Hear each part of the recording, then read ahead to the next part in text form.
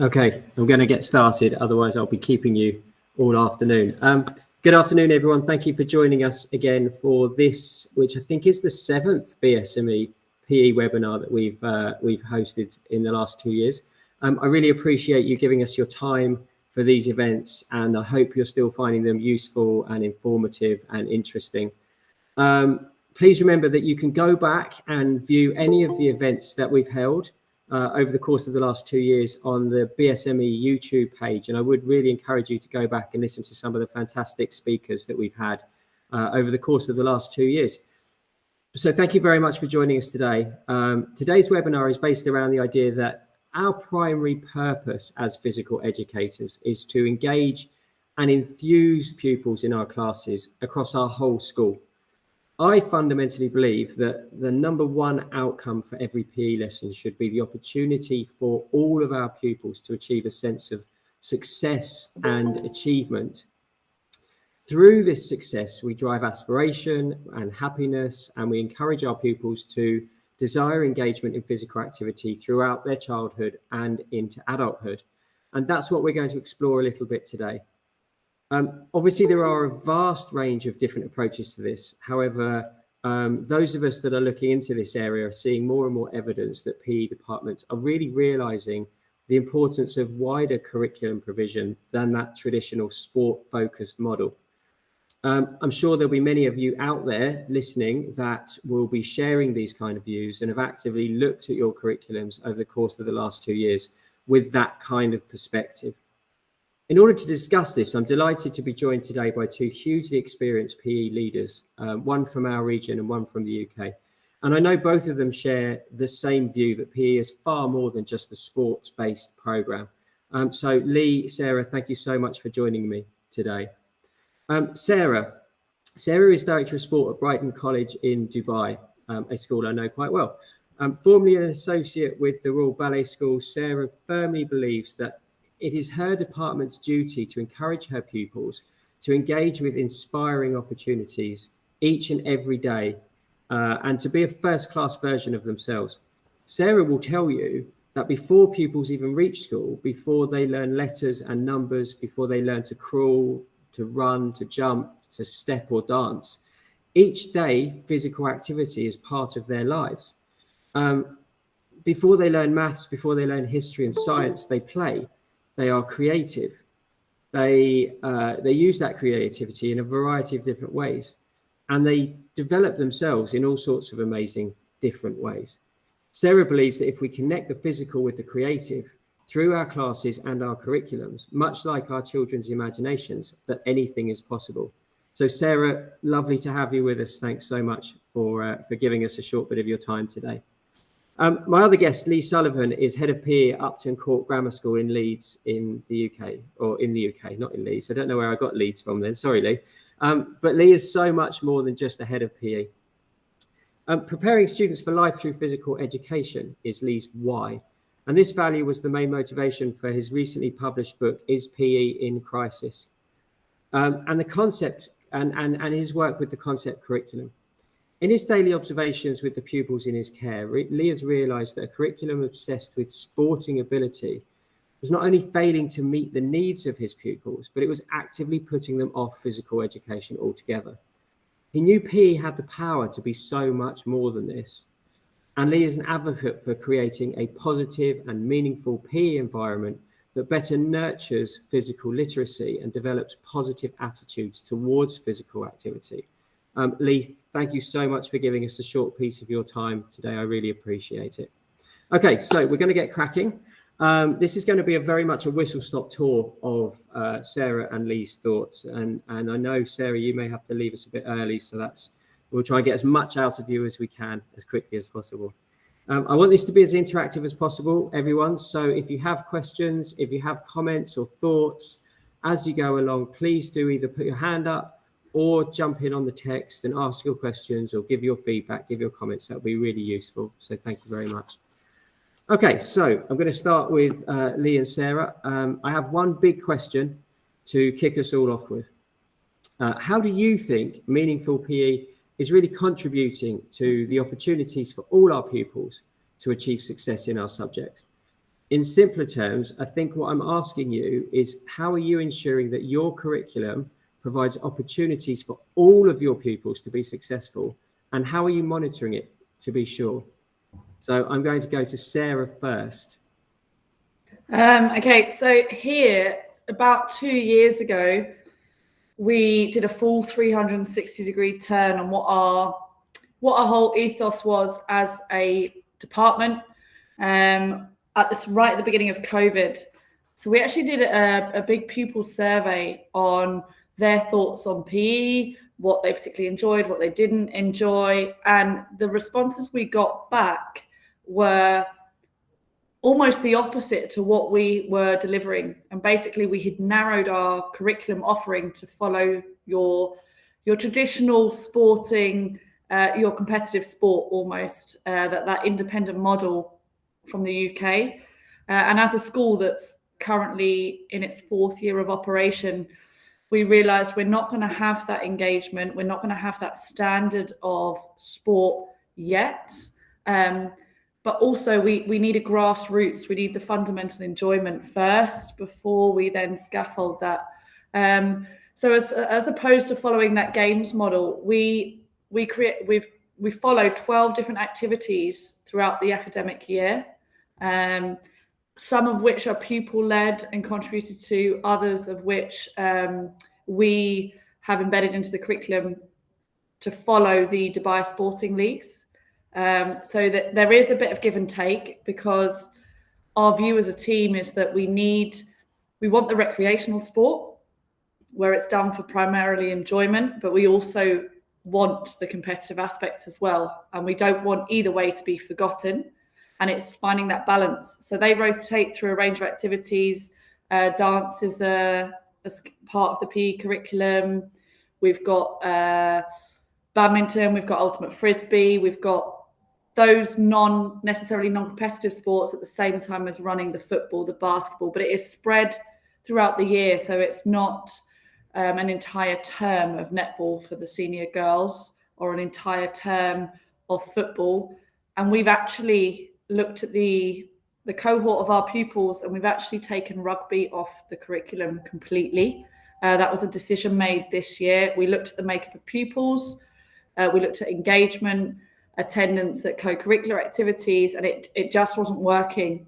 And why keep going with something that isn't going to achieve anything for the pupils? That if we don't have that enjoyment, you're then going to not get that lifelong participation in activity. So by having those 12, we're hoping that at the end of the year, every pupil has got an activity that they would pursue in their free time, whether recreationally or competitively.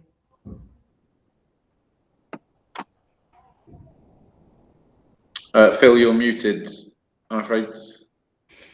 Sorry, I was just saying, it's really lovely to hear, Sarah, that you're able to reflect as a department and actually make those big changes when they need to be made. And I could see Lee was nodding when you were talking about taking rugby off your curriculum, not because it's rugby and we don't want to do rugby, but because context is everything.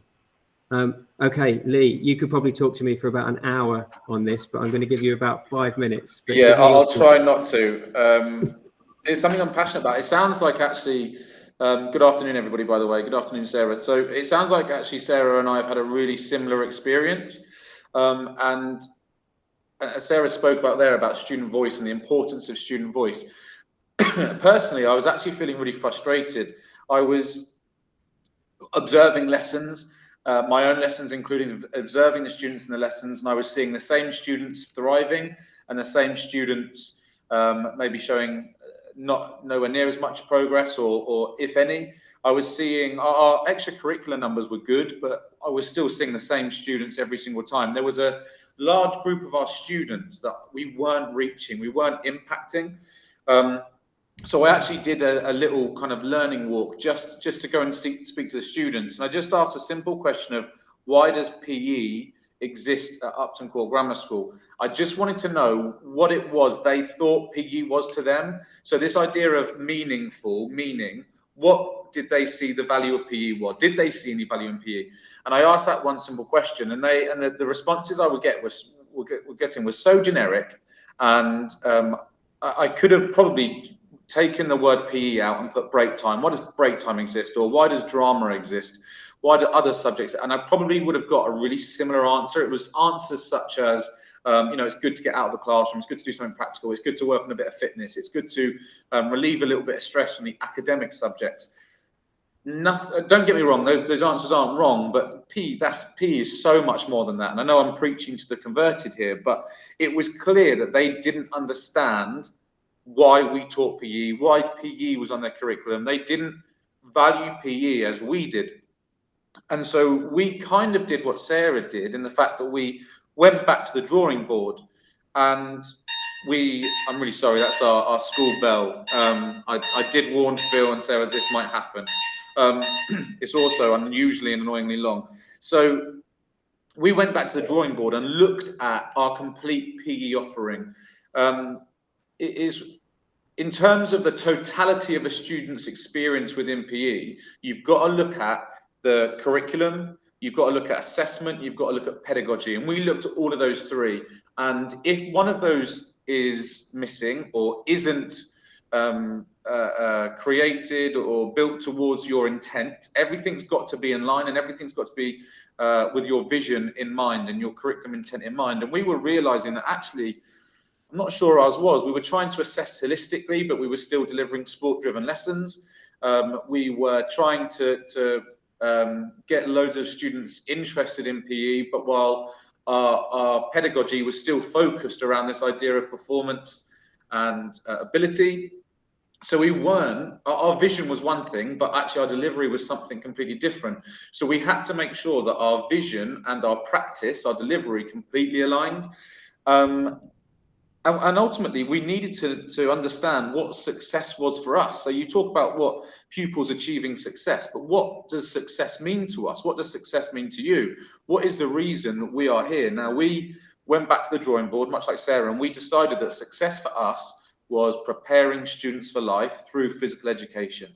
And that was our mission statement. And we then looked at how we could achieve that. And that then formed our curriculum objectives. And our curriculum objectives, we've come up with our mnemonic because we wanted to communicate it to our students.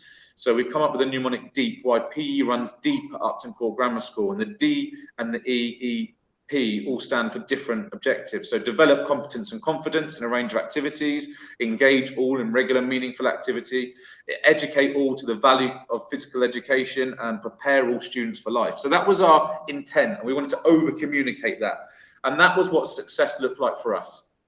And we then looked at curriculum, pedagogy, and assessment. So we then went with concept-driven curriculum in one lesson. And our second lesson, we wanted to provide students with autonomy. There's a lot of research that shows if you provide students with choice and autonomy, it creates this connection to your subject. So we wanted to do that. So we offer what we call a personality pathway, which I'll happily talk to you later on if you want to know a little bit more about that. It's all in the book, shameless plug. But also we looked at assessment. We had an idea of holistic assessment, but it didn't match our intent. So we completely rewrote our assessment as well. And then we've spent a lot of time understanding physical literacy, training on physical literacy, and looking at how the students' experiences within PE will then impact their lifelong engagement. And we've looked at the best way of, basically looked at different pedagogical models and the way in which we deliver our PE lessons to ensure that we are delivering meaningful and positive PE experiences for all through curriculum, through assessment, and through pedagogy. And to answer your question number two, the way in which we monitor it is student voice. Sarah kind of mentioned it because she said that, I nodded when you said rugby, not because I don't like rugby, I love rugby, but because I actually understand where you're coming from, Sarah, in that when I first joined this school, I was told how it was, and then student voice gave a completely different picture. And as I say, there is no coming back from awareness. If you're someone who's trying to lead change in your department, there's no coming back from awareness. Use student voice. Don't take it personally. It's not personally, but they will be honest. They'll tell you exactly how it is. So if you want to deliver meaningful PE and you want to see if it is meaningful to your students, ask them. That's how we monitor it. No, absolutely. And actually, if people take away one thing from this webinar, I think that power of student voice that is the thing that you should take away and explore and think about and discuss, because all three of us have done it. All three of us have been there. We've listened to our pupils, and the things that they've told us have guided the approach that we've taken, and it becomes so much more meaningful to the pupils, which at the end of the day is what we're all here from. All here for. So my next question was going to be, how important is sport in your curriculums? But you both just answered that, to be honest. You both said that it's like almost like a vehicle to something greater. So I'm going to miss that one because I want to ask Sarah the next one. Sarah, talking about your assessment and how you actually take the next stage from just monitoring what's happening to actually assessing what's happening. What areas are you assessing your pupils on in PE at the moment? So again, we turn that on its head to find almost like an all-encompassing way to assess the every part of a pupil, and to find that aspect of their personality or their performance that they are successful at as someone who potentially is a lower attaining pupil in terms of their practical ability, but perhaps maybe a better coach or a better leader. So we follow the model of the head, heart, hands approach, set up by someone in the UK. And so the heart aspect of it is all to do with communication, leadership, respect, resilience, effort and confidence. And then they're assessed against that. And in the same aspect, they then, for the head, it's all about your knowledge, your understanding, your ability to analyze and feedback. And then we use the hands approach. So that's more of your physical performance of your skills. So their actual ability, their own fitness levels, competitiveness, ability to apply tactics as such. And by using those three strands, we then create more of a holistic picture of what those pupils do look like. In all 12 activities, they have a score of 1 to 5 between head, heart and hands, and then it averages out to produce a far better picture of those kinds of pupils who, when they get to year 9, if they want to do the Sports Leader Award, we can identify immediately areas of strength within PE as a subject, and also those pupils that are lacking confidence, specifically in PE, and over here in the Middle East, those that are less reluctant to engage in physical activity. By going with this method, there is something for everyone in a lesson, and it's almost a way of coaxing those pupils who are perhaps less engaged or don't look at PE in the most positive light and don't have that supportive background at home, that there's more to physical activity than just the art of performing a skill.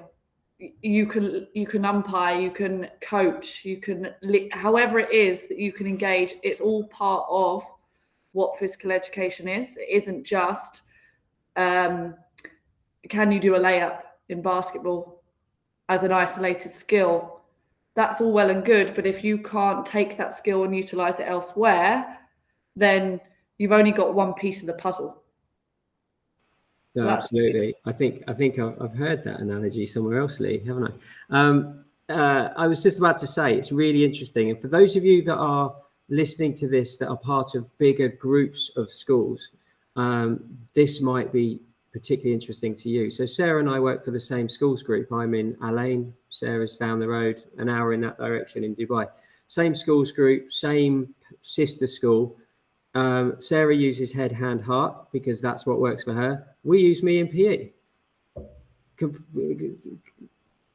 A program that you would expect to look very similar across a schools group with very similar schools. We've taken a completely opposite version of the same thing because that's what we believe would work for us. So even if you're part of a larger group of schools, context is everything. So if you look at your school as an individual entity, you build your curriculum that suits your pupils and your context and forget about what all the other schools in your group are doing, because that might not suit your pupils at the moment. Lee, what are your thoughts? Sarah, it's like you're listening to my own kind of thoughts as you're talking. I do want to touch on question 3 if I can, and I think Sarah just alluded to a little bit. She mentioned about, you know, a layup shot in basketball.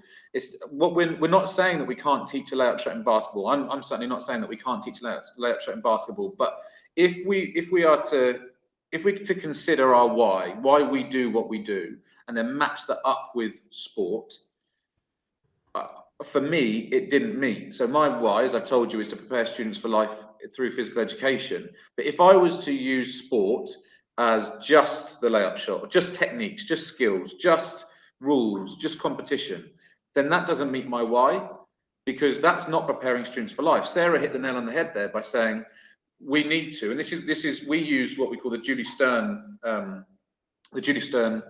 ACT model, which is acquire, connect, and transfer. And we use that in our concept curriculum, which is, have a look at PE Scholar, it's on there.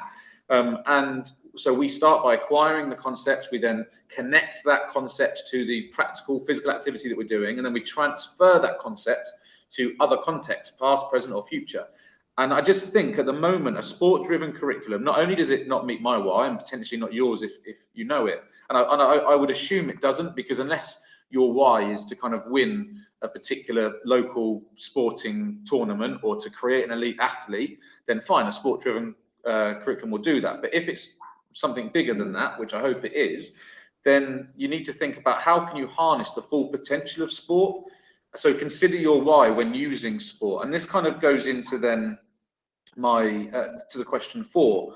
When you're looking at assessment, and my advice for anybody that's writing an assessment, and you know, starting as it sounds like Sarah done. So we actually merged Head, Heart, Hands, which is Andy Fatwell, and we used Me and PE, which is Matt Bowler. So we brought those two kind of ideas together to create our own holistic assessment. But the idea is that we are just assessing for more than just sport. Again, what Sarah said. But you need to understand the point of assessment.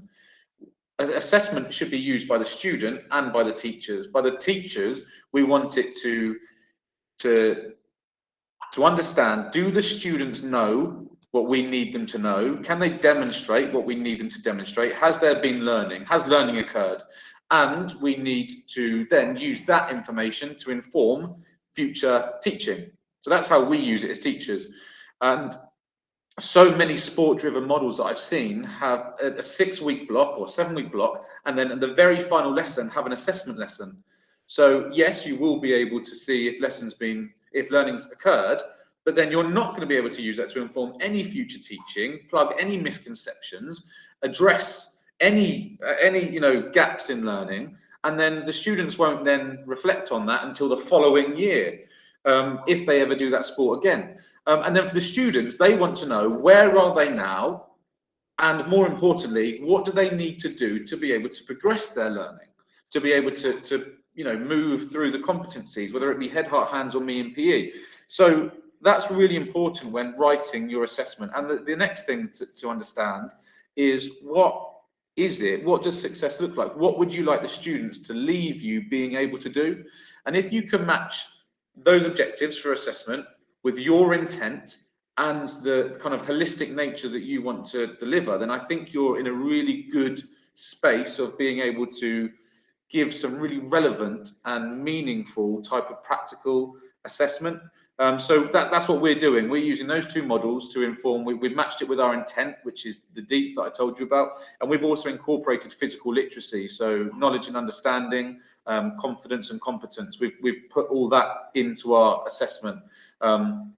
And again, it's in the book. Apologies to keep doing that. But the final thing I want to say about holistic assessment, and we need to, I think, every subject needs to do this, is to understand, especially with holistic assessment, that formative assessment should be used to inform our summative judgments.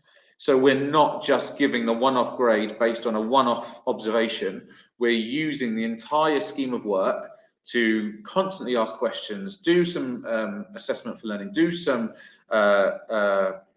teacher observations, etc. And then we're using all of that information to inform our summative assessment. So I think that's going to give us a better reflection, a better understanding of learning, as opposed to just a one-off. You're never in one lesson going to get a holistic overview of that student. You need ongoing assessment to do that. Good answer. Thank you, Lee. I'm conscious of the time, and Sarah's going to have to leave us, but I do want to just ask you, so one final big question, Sarah.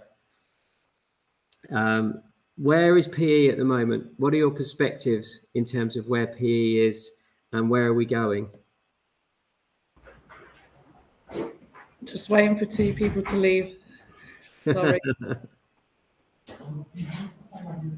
I think PE's in not in a difficult place, but you're either one way or the other. Certainly over here in Dubai, the way that sport and PE is run, you either fall into one category or another. So you've got your top tier schools who sport is the primary focus, and it is elitism, and it is on that trajectory of elite sport is almost like the be all and end all. And then you've got schools like us and others within Dubai that are realizing that if we were to follow on that trajectory, because they are so much further ahead than us in terms of number of years established, etc., and their reputation, we will always be trailing behind them. And as a college, what is our unique selling point in terms of PE and sport, and what can we achieve that creates a more broad and balanced individual where PE is an inclusive activity and not segregated in terms of ability. And so what we have done as a college to kind of start opening up those corridors towards supporting those pupils who are particularly talented and at that elite level, whilst also supporting that recreational activity, is we've actually shifted all of our competitive sport to before school. So any competitive team that trains in the wide variety of activities we have all happens before school. So if you are a pupil that wants to play on a senior netball team or wants to be part of senior dance company, etc., that all happens before school. And then those activities then run after school. And it is far more of a recreational approach where there's no real competitive element against other schools. We may organise a couple of friendlies and things like that, or opportunities to perform. But there is far less pressure on the pupils, and you are there for your own enjoyment. So that it separates, we wanted to separate the sport from the actual day-to-day, Sunday to Thursday curriculum. So that while they're in lessons, and it's quite good for our elite performers to then in lessons realise actually there's far more to a unit of work on netball than your ability to be tactically strong in a competitive scenario. There's other aspects that you would never uncover if you're just delivering sport as such. So that's where we are. And I think Dubai is on that transient line. You're either going one way or another. That being said, I had an interesting conversation with the director of sport at DC, who they've realised that they're almost turning off engagement in activity in a large proportion of their pupils at their school, because if you're not in the A or the B team, you're almost forgotten about. You don't get anywhere near the number of opportunities. And they've realised actually there's more that they can offer as a school. So they're looking at things like Pilates and yoga and other things that are not your invasion game activities. It does help being a director of sport here that I'm not an invasion game background. That's not my forte. It's not to say I don't enjoy it, but that isn't my area of specialism. And so I kind of have a completely different oversight as to your traditional sporting curriculum. Lovely. And I think the idea of front loading your school day with your competitive sport, it kind of it makes those pupils commit that little bit more as well, doesn't it? You know, it's easy to have your school day strut around because you know that you've got a netball fixture in the afternoon, but making them come in at 7 o'clock in the morning and commit that extra time to it sort of brings a different dynamic to it, doesn't it? And it definitely, in a competitive environment such as Dubai, it really makes sure that the pupils that you've got are the ones that are going to stay committed throughout that. But it gives you the freedom to focus on all the other things. Laura's asked a question, Sarah. So just before you disappear, she's asking who staffs the various things. So before school in Qatar, they start at 7 a.m. And who staffs the recreational bit? Is it all PE teachers, or are you using other people? So we utilise all members of staff in the college. We don't just run everything through PE. So our morning sport starts at 6:30 a.m. and the competitive sport in its current format is currently run by the PE team. That being said, all members of the PE team also offer a minimum of one recreational activity after school, because what I didn't want as a leader is for us to be advocating this holistic pupil and promoting that all-round individual pupil, and then us only running the competitive sport. We've then completely contradicted ourselves, and that's not showcasing us in the best light. So all the PE staff run competitive sport in the morning, and then they run at least one after school. And then we are fortunate enough to have all staff run 2 co-curricular activities a week. And those with an area of interest in sport, one of their clubs then becomes one of the recreational activities. And for the pupils, it's really, really good to see people that are not your PE teacher at school. There might be the year 4 class teacher delivering something that the pupils would be like, oh, I never knew you could do that, or I never knew you had an interest in that. And it actually, we have quite a good uptake. It's an even split in the morning and after school across the year groups. That's year 1 through to year 13. It's so important, isn't it, that your PE staff are not just identified as elitist as well. Agreed. We're the same here. So we will take our teams, but we will also contribute equally to those recreational activities, because those children also need us to be role models, just in a slightly different way. Lee, give me your thoughts. Where's PE going?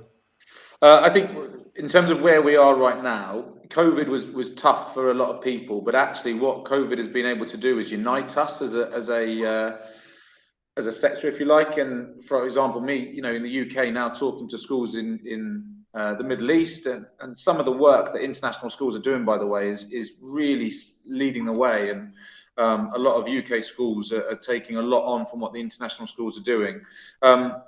So I think we're more united than we've been. I know there's still a difference of opinion, but in terms of our ability to network and our ability to collaborate and discuss and disagree, I think we're certainly, Twitter is a great platform for that. I know Phil and I are keen users of Twitter.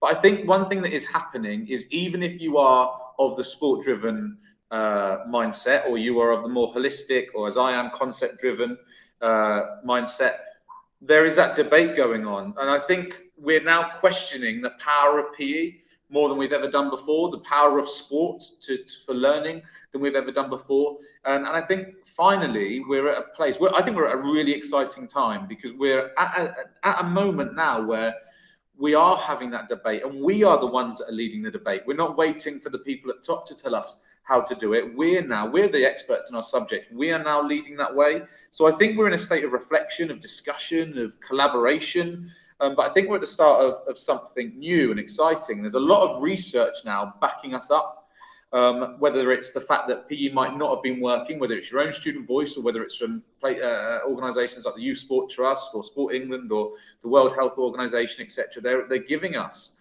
some really useful statistics that back us up. Some complex issues, but potentially we can reflect on PE's part in tackling those issues. But also we're understanding more so than ever before and Sarah just alluded to that there, that students have got different attitudes and motivation towards physical activity, and we are now learning how to better meet every student's needs than just the elite. And that's really, really useful as well. So I think change is coming. I think it's going to be hard. We're not going to win everybody over straight away. But I really hope with the change makers in PE, I call them. So those that are leading change currently, people like Sarah, like yourself, Phil, people that are literally trying to change how they assess, that are trying to meet the needs of all the students, that are leading concept-driven curriculums or more holistic curriculums, are asking the students what they want and then trying to deliver that in that way. So I think we're at an exciting time. I think we've got a long road ahead. But I genuinely believe that the power of PE, if we can harness the full power of PE, we will be front and center for every single curriculum around the world. And understanding physical literacy, I think it potentially could be that uniting principle that really supports us in achieving that. I couldn't agree more, but obviously you already know that. But yes, absolutely. The power of PE outside of what we traditionally see as PE. I think is untapped at the moment, and we're just scratching the surface of what we can be. And the movement is not going to stop. The movement is going to carry on, and we'll be front and center of PE, of curriculums, not just PE curriculums, but curriculums, whole school programs for a long time to come. Lee, thank you so much. Sarah has left us, but Sarah, thank you so much. I cannot recommend enough to everybody listening and everybody watching back on YouTube afterwards. Take the opportunity to read Lee's book. It really does provide us with concrete examples of this in practice, tools, knowledge, research about where we are, where we're going, and what we can be. So it's on Amazon. I got it on Amazon Unlimited, which Lee won't appreciate because I didn't have to pay for it, but sorry. The message is the important thing. Get out there, read that book, pass it around your departments to start those conversations. Lee, thank you so much for joining me today. I really appreciate it. Thank you to Sarah in Dubai as well. Please do remember to visit the BSME network pages. There's lots of resources and information on there about this and other topics. Please go back and watch the YouTube videos from previous events. There's been some fantastic speakers over the course of the last 2 years. As we build up towards the BSME webinar at the start of next year, there'll be a couple more of these events. We've got some very exciting speakers lined up for you. And if you want to reach out to us in any way at all, you can get us on Twitter. You can get me on LinkedIn. You can drop me an email at Brighton College. So do please reach out and let's keep this conversation going. So thank you very much for joining me today. Appreciate it. Have a fantastic rest of the week. And I will speak to you all at the next event.